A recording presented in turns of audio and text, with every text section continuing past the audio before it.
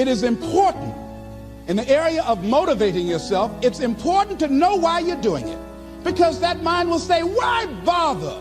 Why go through all this? This is too hard. No, throw in the towel. It's not worth it.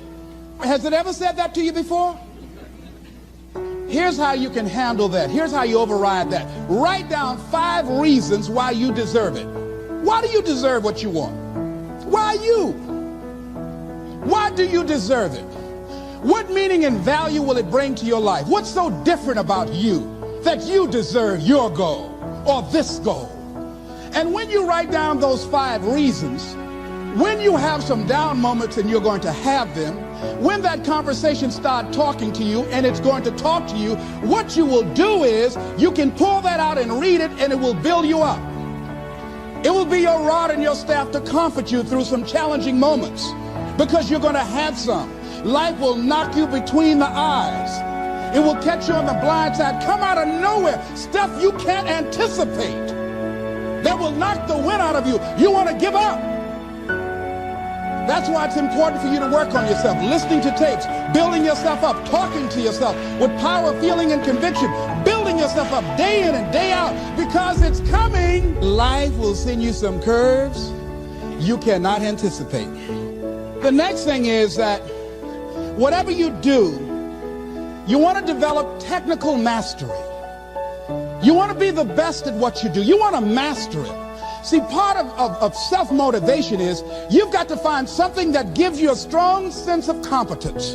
Well, you become known for that. You develop a reputation of being good at doing that. You set some high personal standards for yourself. You're not competing with anybody else. You're just unfolding yourself to be the best person that you could be. That you want to give the best quality service that you can give, because that is a statement about who you are. The other thing that's the key to self-motivation is recognize the fact that you're going to get into some slumps. Recognize the fact that you're going to encounter a great deal of failure in life. It goes with the territory. But in the face of that, you want to be relentless.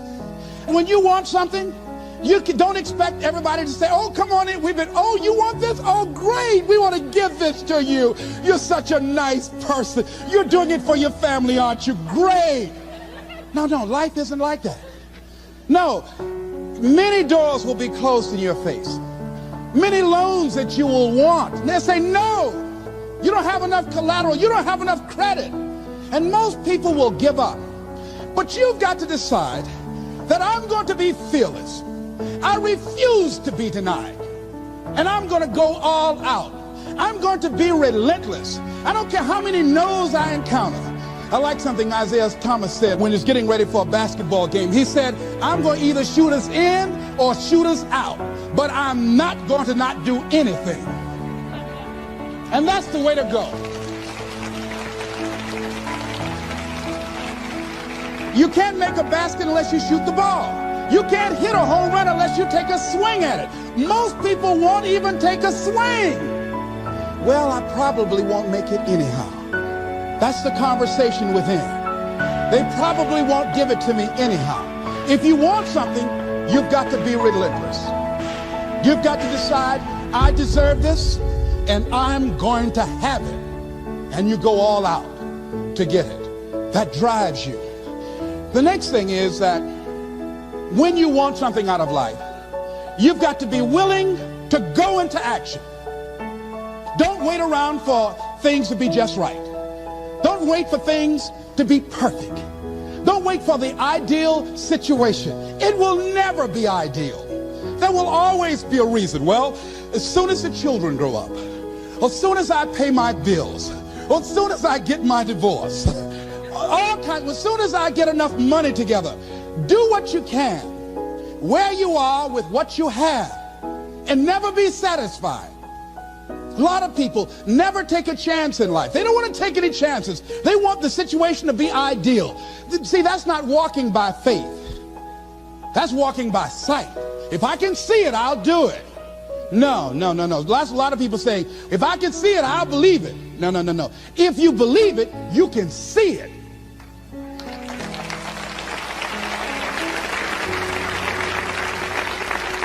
And don't be disturbed because no one else can see it. That's not unusual. That is ordinary. But because you want some different kind of results in your life, you've got to be willing to be unreasonable. If you want unreasonable results in your life, you've got to be willing to be unreasonable. Part of being unreasonable, you don't judge according to appearances. Part of being unreasonable, you can see it because you believe it. That's part of being unreasonable. Part of being unreasonable, you're like Paul who said, you must have the faith to call forth those things that be not as though they were. That's part of being unreasonable. Most people won't do that. Most people say, call me when you get it together. Then I'll support you. The other thing is that one of the keys to self-motivation that empowers you is that you want to find a cause larger than yourself. Find something that you can contribute to. Find something that you can make a difference because you can. Part of what feeds your larger vision, part of what gives you a reason for being, part of what gives you your life is being able to give something back. Say, I can't afford to give anything. You can't afford not to give. Give your time. Give your talent. If it's nothing just to go over there and lick envelopes. I don't know exactly what I'm going to do, but I'm going over there. It's part of my tithing in the universe. Once you develop that special sense of mission, and that's what you develop when you're part of a larger cause than yourself, it drives you. You don't need an alarm clock to get up in the morning. You have special power. You'll go places and folk will like to be around you. They will know there's something different about you. When you go in, they'll say, hey, that's somebody important. I want to know who you are. I just want to be near you. That energy that you have, that consciousness that you will embody will affect everybody around you. The next thing is that you want to create a home court advantage for yourself. You've got to be aware of who you have around you. So you want to be selective. Have friends that will enable you to grow. I have friends that help me to grow spiritually. These are my spiritual friends. I talk spiritual stuff with them. I have some other friends who are just intellectual friends. They make me grow intellectually. They make me stretch. I have some professional friends. I'm a member of the National Speakers Association. I get together with other speakers and we learn from each other and we grow from each other. I have other friends who are just social friends. All we do is just socialize together. We'll look at a basketball game together or go out dancing, but that's all we can do. We don't talk anything serious, nothing spiritual, nothing intellectual. That's not that kind of relationship. Nothing heavy up in here. Have other friends, we walk together. That's all we can do, walk together. Talk about we're going to lose weight one day by and by for good, all right? That's all we do. Nothing else. So, according to the relationships that you develop, we grow from people and projects. And the relationships that you develop can enhance and can enrich your life, or they can drain you. I know many talented people who had a great deal of potential, but because they didn't surround themselves with other people that will inspire them to transcend themselves, they never realize their greatness, and they will end up going to their grave with all their good stuff still in them.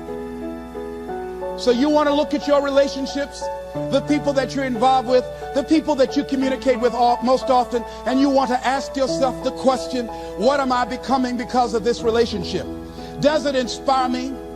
Am I motivated? Am I encouraged? Am I driven to develop myself? Am I seeking my own greatness? What kind of person am I becoming because of this relationship? Am I becoming more cynical and negative about life? Ask yourself that. The next thing is, you've got to say yes to your life. You've got to say yes. Yes to my dreams. Yes to me. Yes, I can make it. Yes, I can. Doesn't matter how many failures I've made. Doesn't matter how many mistakes I've endured. Doesn't matter about my defeats. Doesn't matter about what I've done. Yes, yes. I don't care about the fact I'm in a hole now. Doesn't matter about where I am. Yes, the last chapter to my life has not been written yet. If you judge me now, you'll judge me prematurely.